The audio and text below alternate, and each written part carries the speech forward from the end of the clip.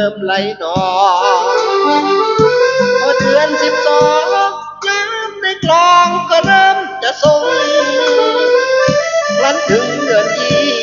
น้ำก็ลีไหลลงไหลลงตกเดือน3และน้ำก็คงแห่งคอดตลอดลำคลอง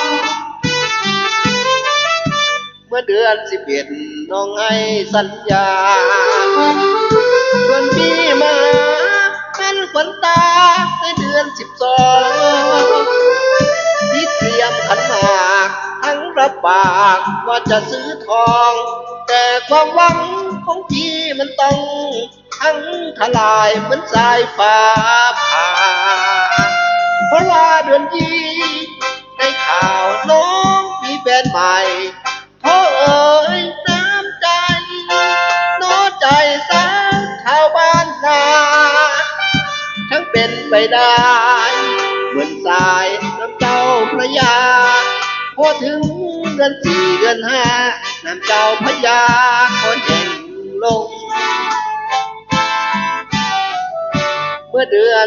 11น้ำเริ่มไหลนองเป็นเดือน12พี่และน้องรวมรอยกระทงแล้วใจเดือนยี่น้องของพี่รักเริ่มถอยลงเหตุจะไหนน้ำใจอนงไหลถอยลงเหมือนน้ำเดือนยี่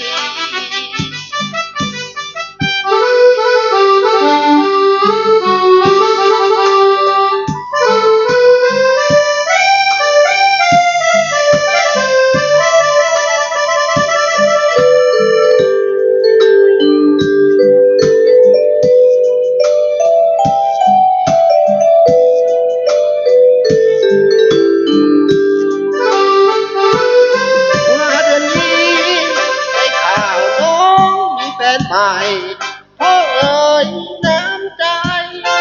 น้อใจสาวชาวบ้านนาทั้งเป็นไปได้เหมือนสายน้ำเจ้าพระยาพอถึงเดือน4เดือน5น้ำเจ้าพระยาก็แห้งลงเมื่อเดือน11น้ำเริ่มไหลนองเป็นเดือน12พี่และน้องร่วมรอยกระทงแล้วใจ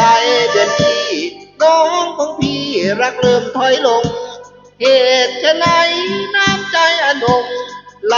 ถอยลงเหมือนน้ำเดือนที่